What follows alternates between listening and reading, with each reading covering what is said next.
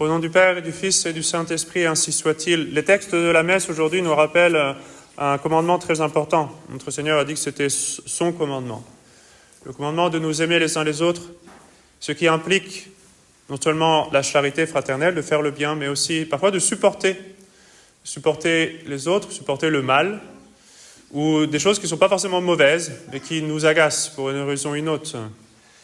Au contraire, il faut faire attention à ne pas laisser rentrer dans notre âme des sentiments de haine, ou même d'inimitié, d'impatience envers les autres. Cela peut mener très loin. Pensez à l'exemple dans l'Ancien Testament, l'exemple d'Ésaü, par exemple, qui était rempli de jalousie pour son frère, Jacob, à qui pourtant il avait cédé son droit d'aînesse. Pensez à l'exemple des frères de Joseph, qui étaient jaloux également de lui, et qui sont allés jusqu'à le vendre en esclavage à cause de cela. Pensez à l'exemple de Saül envers David. David était le serviteur de Saül, un de ses plus grands généraux, un fidèle guerrier. Et le roi Saül en était jaloux. Encore une fois, c'est toujours la jalousie et la haine qui mènent très loin, jusqu'à essayer de le mettre à mort plusieurs fois. Et puis, bien sûr, pensez à l'exemple des pharisiens, qui, à cause de leur haine de notre Seigneur, se sont complètement laissés aveugler jusqu'au point d'accomplir eux-mêmes leurs prophéties, les prophéties qu'ils avaient reçues et qu'ils connaissaient bien. Et du coup, à se rendre l'instrument de la providence pour accomplir les prophéties, aveuglés qu'ils étaient par la haine de notre Seigneur. Donc la haine peut mener très loin. Ne la laissez jamais grandir dans votre âme. Il faut pratiquer la charité, et cela parfois veut dire de supporter les autres, de supporter des choses qui nous sont désagréables chez les autres. Parce qu'il y en aura. Il ne faut pas se faire d'illusions. Il ne faut pas s'imaginer que vous allez arriver à un moment à ce que personne ne vous agace, à ce que tout le monde soit parfait, se comporte de façon parfaite. Non, pas sur la terre. Vous aurez des choses à supporter, vous aurez des choses à offrir au bon Dieu. Saint Pierre nous dit, mes bien-aimés, soyez tous unis de cœur, ayant une bonté compatissante, une amitié de frères, une charité indulgente, accompagnée de modestie et d'humilité. Il faut apprendre l'indulgence envers les autres. Si nous sommes indulgents envers les autres, c'est-à-dire que nous leur pardonnons facilement ou que nous comprenons, parce que parfois ce ne sont même pas des fautes, nous pensons que ce sont des fautes, que les autres se comportent mal, et en fait non, c'est juste une façon parfois un peu différente de faire, qui nous agace peut-être, mais qui n'est même pas pécamineuse. Eh bien, il faut laisser une place pour justement que les autres puissent agir comme il leur semble correct d'agir. Donc Saint Pierre est bien conscient de notre fragilité, de notre faiblesse. Il sait que nous ne pourrons pas conserver la concorde si justement nous ne sommes pas indulgents, si nous ne sommes pas compatissants, si nous ne savons pas supporter, tolérer certaines façons de faire, certaines façons de parler de notre prochain. Il y aura certainement à supporter. Saint Augustin a dit que nous sommes comme des vases de terre qui sont tous mis ensemble. Imaginez des vases de terre, des amphores ou bien des pots de fleurs. Ils sont les uns contre les autres. Qu'est-ce qui se passe? Dès que ça bouge un peu, ça frotte, ça fait mal. Et bien, dès qu'on est un peu trop proches les uns des autres, eh bien, ça frotte. Certaines particularités de telle ou telle personne nous irritent, nous frottent. Il faut en être conscient. Mais cela aussi est pour notre sanctification. Les auteurs spirituels nous disent justement que très souvent, quand une pierre est sortie du rocher, on a pris une pierre dans une carrière par exemple, alors les arêtes de cette pierre sont très, très aiguisées. Mais les pierres, quand elles sont mises justement les unes contre les autres et qu'elles se frottent, que se passe-t-il? Les voilà toutes polies. Elles se polissent les unes au contact des autres. Et nous faisons pareil dans la vie spirituelle. Il ne faut pas s'imaginer que c'est seulement les autres qui sont agaçants. En règle générale, vous pouvez vous dire que si le comportement d'une personne vous est agaçant, à proportion, vous êtes également agaçant pour l'autre personne. Peut-être pour des questions tout simplement de nature différente, de tempérament différent. Si vous êtes un tempérament très vif, par exemple, c'est très facile de s'énerver parce que telle personne est très lente et très méticuleuse dans sa façon de faire. Vous avez l'impression qu'il va lui prendre 3 heures. Ça finit par vous agacer. Mais elle ne comprend pas pourquoi vous, au contraire, êtes si brutal dans votre façon de faire, si direct, si cassant. Alors il faut comprendre que nous avons des façons de faire différentes et que ce n'est pas forcément pécamineux et que donc il faut pratiquer la patience les uns envers les autres. Si les autres vous agacent, c'est sans doute, c'est peut-être que vous les agacez aussi. Donc sachez être patient envers les autres vous supportent, le bon Dieu vous supporte, alors supportez aussi les autres. Il arrive même bien souvent que sans mauvaise volonté de part et d'autre, sans mauvaise intention, on travaille en sens inverse. Donc on fait le contraire de ce que l'autre fait, ça peut arriver parfois même dans un couple. Attention à vous mettre d'accord, notamment dans l'éducation des enfants, à ne pas défaire ce que l'autre a fait, sous prétexte que vous savez mieux. Il faut laisser la place au prochain pour faire de sa façon de faire, disons, dans une certaine mesure. Ne rendez pas le mal pour le mal, ni l'injure pour l'injure, bénissez au contraire. Si néanmoins vous souffrez pour la justice, nous dit Saint Pierre, vous serez heureux. Et cela, nous devons le faire parce que nous sommes les enfants de Dieu. Et nous sommes les enfants de Dieu particulièrement si nous savons pardonner. C'est ce que fait le bon Dieu. Il nous pardonne nos fautes au confessionnal, ce qu'a fait notre Seigneur sur la croix. C'est comme ça qu'il a obtenu la rédemption. Pardonnez-leur, Père, pardonnez-leur, car ils ne savent ce qu'ils font. Et nous répétons cette prière dans la prière que notre Seigneur nous a apprise de notre Père. Pardonnez-nous nos offenses, comme nous pardonnons à ceux qui nous ont offensés. Parfois, il ne s'agit même pas d'offense, parfois. Seulement des façons de faire qui nous agacent un peu. Eh bien, il faut les supporter, et le bon Dieu nous supportera. Nous ne pouvons pas nous borner, comme le faisaient les pharisiens, à avoir seulement une observance extérieure de la religion. C'est-à-dire, c'était bon, très bien, je me conduis trop poliment envers telle et telle personne, bonjour monsieur, bonjour madame, on ne dit rien. Par contre, dès qu'on est rentré à la maison, alors là, on déblatère tout ce qu'on a ruminé. Entre-temps, tout ce qu'on pensait, c'est telle personne, elle est ceci, elle est cela. On n'a rien dit à la personne et on croit ainsi avoir pratiqué la charité parce que quand on rentre chez nous, après, on se laisse aller. Non. Il ne faut pas seulement être charitable en acte, il faut aussi l'être en parole. Et il ne faut pas uniquement l'être en parole, il faut même l'être en pensée. C'est-à-dire, notre prochain a le droit à notre bonne estime, non seulement en sa présence, non seulement dans son dos, mais même dans notre cœur. Nous ne devons pas garder de sentiments d'inimitié, d'antipathie envers notre prochain. Il ne suffit pas uniquement de ne pas tuer, comme notre Seigneur nous le rappelle dans l'Évangile. Il faut encore pratiquer la charité en parole et même en pensée. Ainsi, notre religion ne sera pas uniquement extérieure, comme les pharisiens le faisaient, en observant uniquement la lettre de la loi, mais sera vraiment intérieure. Le bon Dieu voit le cœur. Le bon Dieu voit le cœur. On peut tromper notre prochain, lui faire croire qu'on est très gentil, très patient avec lui. On ne trompera pas le bon Dieu si on garde des sentiments de rancœur, d'amertume. Donc le bon Dieu exige que nous évitions non seulement les actes, mais même les paroles offensantes et même encore les pensées. Particulièrement vis-à-vis de nos ennemis, nous devons leur pardonner. Nous devons leur faire du bien et nous devons prier pour eux. Nous devons nous leur pardonner d'abord. Nous devons nous réconcilier avec nos ennemis.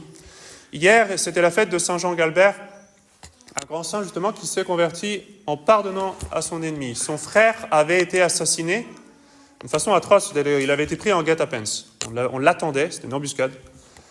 Et donc, à un moment de faiblesse, tac, on l'a tué, on l'a mis à mort. Et Saint Jean Galbert, qui était un fier chevalier de Florence, à ce moment-là, a commencé à pourchasser ce meurtrier. On était le vendredi saint. Il a commencé à le pourchasser, bien décidé à venger son frère, son cher frère, qui avait été pris par surprise, comme un lâche. Son meurtrier s'était comporté en lâche. Et donc, il pourchasse ce meurtrier et à un moment donné, ça y est, il le tient, le meurtrier ne peut plus s'échapper. Et donc, il sort son épée, il s'apprête à venger son frère et le meurtrier de son frère, qui n'a aucune ressource, qui est à la merci de Jean, se met à ce moment-là à genoux, les bras en croix. Il ne peut rien faire d'autre que d'implorer miséricorde. Et c'était le vendredi saint. Saint Jean Galbert s'en souvint. Et à ce moment-là, donc, il ne put pas tuer et venger son frère, il ne put pas tuer le meurtrier, mais il se mit à pleurer, à étreindre ce pauvre homme et à lui pardonner. C'était un grand acte de vertu qu'il avait fait. Eh bien, en rentrant ensuite, en passant, il s'est arrêté à une chapelle pour adorer la croix. On était encore le vendredi saint, rappelez-vous. Donc la croix a été exposée à l'adoration. Et donc il s'arrête dans une chapelle pour adorer la croix, et notre Seigneur du crucifix lui a fait un signe de tête, comme pour approuver ce qu'il avait fait. Ça l'a beaucoup touché, évidemment. Il s'est complètement converti à partir de ce moment-là. Il est entré dans la vie religieuse. Il est devenu un grand saint abbé, supérieur de monastère. Mais ce que nous voyons dans de grands saints, ce que nous voyons dans notre civilisation chrétienne, nous le voyons parfois dans des histoires de missionnaires qui sont très édifiantes. Parfois, les sauvages qui se convertissent sont bien plus fervents que des catholiques qui sont catholiques depuis des générations, mais qui malheureusement ont du mal à pratiquer la charité fraternelle. Alors, nous est rapporté le cas d'un Indien, un chef de tribu, c'est en Amérique du Nord, un chef indien qui avait entendu parler de la foi, qui n'était pas encore baptisé, et qui était mourant, était gravement malade.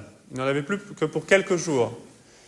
Et en plus du fait d'être très malade, il avait aussi des plaies, il s'était blessé à la guerre, et son ennemi, un ennemi juré d'une autre tribu indienne, avait mis sur la plaie de son pied du poison pour que la chose s'envenime et qu'il vraiment il en souffre beaucoup. Et c'était le cas.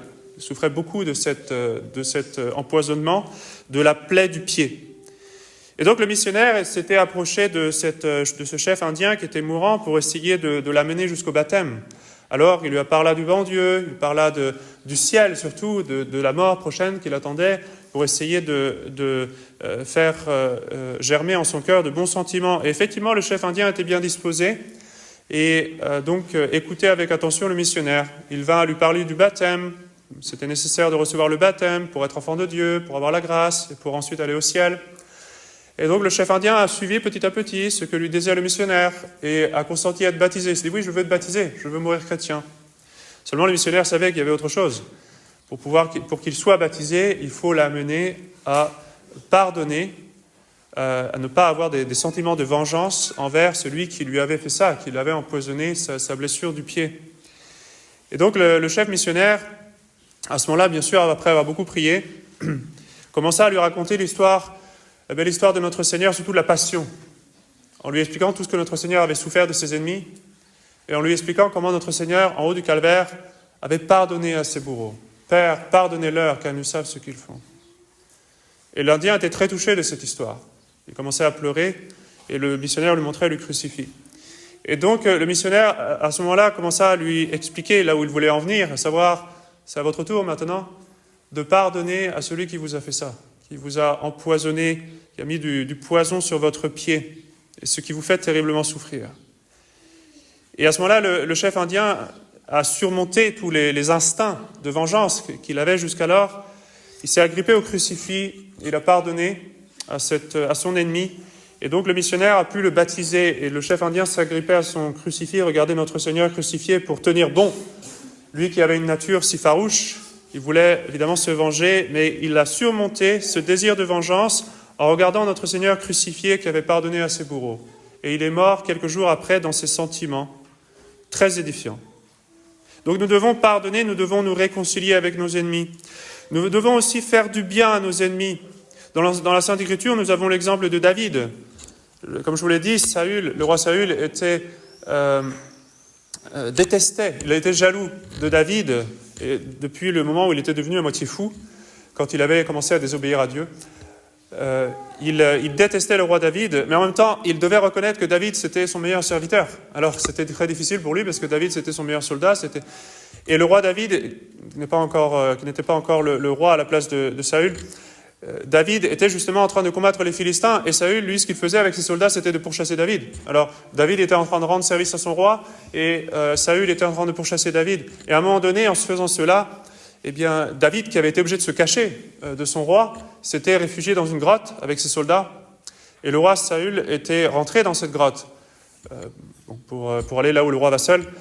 Et le roi David, qui était là, était obligé de retenir ses généraux. Ses généraux se disaient, ça y est, c'est le moment, c'est parfait, mettez-le à mort. Il avait dit, non, je ne toucherai pas au roi, c'est mon roi. Même s'il me cherche, même s'il veut me tuer, je ne le tuerai pas. Mais pour lui montrer ma bonne disposition, je vais juste délicatement, parce qu'il faisait noir évidemment, donc le roi Saül ne voyait rien, il lui a coupé un morceau de son manteau. Et quand le roi Saül est sorti, David a couru après lui en lui montrant le morceau de manteau, en lui disant « Voyez-vous, je ne vous cherche pas du mal, regardez ». Et à ce moment-là, Saül a beaucoup pleuré, il lui a pardonné pour un temps, il lui a redonné, il s'est réconcilié avec lui pour un temps. Un autre exemple qui nous est donné, qui nous vient des missions, qui est très beau, c'est celui d'un esclave un pauvre Africain qui avait été fait esclave, qui s'appelait Tom, et qui avait gagné la confiance de son maître. Il était très doué, et donc son maître était parti avec lui au marché des esclaves pour acheter de nouveaux esclaves. Il avait besoin d'ouvriers pour les plantations. Et le Tom en question a choisi évidemment des esclaves forts, costauds, qui soient travailleurs, mais il a aussi choisi un vieillard. Il a dit à son maître, on devrait prendre celui-là. Mais son maître ne comprenait pas, il dit, non, c'est un vieillard, il a du mal à marcher, qu'est-ce que vous voulez qu'il nous fasse? Et donc il ne voulait pas l'acheter. Mais le vendeur, il a dit, écoutez, si vous prenez 20 gros gaillards, je vous donne le vieillard par-dessus le marché. Donc ils s'en vont avec les 20 esclaves très costauds, et puis ce vieillard que Tom voulait. Et puis une fois rentré au domaine, le maître de la plantation remarqua que Tom s'occupait particulièrement bien de ce vieillard, comme vraiment avec le dévouement d'un fils envers son père. Il s'occupait de lui, parce que le pauvre, il commençait vraiment à ne plus pouvoir faire grand-chose. Donc il prenait soin de lui, il l'aidait à s'habiller, il l'aidait à se laver, il était vraiment aux petits oignons, comme on dit, pour ce pauvre vieillard. Et donc, au bout d'un moment, le maître l'appelle Tom, et il lui dit, mais en fait, c'est votre père, c'est ça? Il dit, non, c'est pas mon père. Bon, mais c'est votre oncle, c'est un proche, c'est un ami. Non. Non, en fait, c'est celui qui m'a vendu. C'est mon ennemi. C'est celui qui, au pays, m'avait vendu en esclavage. Et maintenant, c'est lui qui est esclave. Et comme le missionnaire m'a appris, il faut faire du bien à nos ennemis, alors voilà, je lui rends la monnaie de sa pièce. Je m'occupe de lui, lui qui m'a trahi, lui qui m'a vendu. Et bien maintenant, je m'occupe de lui pour l'aider dans ses vieux jours. C'est vraiment un très bel exemple donné par cet esclave africain.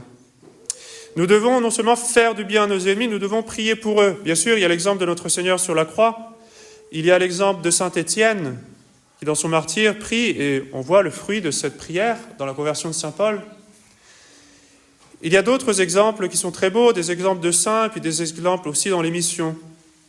Alors d'abord, saint Alphonse rapporte l'exemple d'une religieuse qui était la bienheureuse Jeanne de la Croix, qui était connue pour cela, pour prier pour ses ennemis, tant et si bien que le mot était passé dans la communauté et même en dehors du couvent, que si on voulait que la mère Jeanne prie pour nous, c'était simple, il suffisait de l'insulter. Il suffisait de lui faire du mal, de lui faire du tort, de la critiquer ou quelque chose, et on était sûr qu'elle allait prier pour nous. Un autre exemple très beau de prier pour ses ennemis nous est donné encore une fois par un petit Africain, un esclave de 10 ans. Alors ce petit esclave de 10 ans était très maltraité par son maître. Son maître était anticlérical, il ne voulait pas entendre parler de la foi, de la religion, mais le petit Africain de 10 ans, lui, aimait bien aller écouter les missionnaires. Il avait appris la foi, comme ça. Et donc, une fois qu'il était allé voir un missionnaire, son maître lui avait dit que je ne t'y reprenne jamais à retourner voir les missionnaires. Mais le petit enfant africain, malgré l'interdiction, était retourné voir le missionnaire pour l'entendre prêcher, pour apprendre la foi. Et donc, le maître, en apprenant cela, ordonna à ce qu'il soit battu de 25 coups de fouet, en disant, voilà, ça t'apprendra, voilà à quoi ça te sert d'aller voir le missionnaire. Voilà à quoi ça te sert. Et le petit Africain lui dit, mais ça me donne la force de supporter justement tous vos mauvais traitements, l'enseignement de l'Évangile. Ah oui, vraiment, c'est ça? Alors le maître ordonna à ce qu'on lui donne 25 autres coups de fouet. Ah voilà, ça te sert maintenant? À quoi ça te sert tout ça? À quoi ça te sert? À quoi te sert le bon Dieu? À quoi te sert Jésus? Eh bien, le petit Africain lui répondit, il m'aide à penser à une récompense prochaine pour tous ces mauvais traitements. Alors, évidemment, le maître est encore plus enragé, il leur donne 25 autres coups de fouet. Imaginez, le pauvre petit garçon, il ne reste plus grand-chose de lui à ce moment-là. Et donc, il lui dit, alors que le petit garçon maintenant est à l'agonie, il lui dit, alors, à quoi ça te sert ça? D'aller voir le missionnaire? À quoi te sert la foi? À quoi te sert le bon Dieu? À quoi te sert Jésus-Christ? Eh bien, le petit enfant de 10 ans, en expirant, dit « Maître, il m'aide à prier pour vous. Au nom du Père et du Fils et du Saint-Esprit, ainsi soit-il. »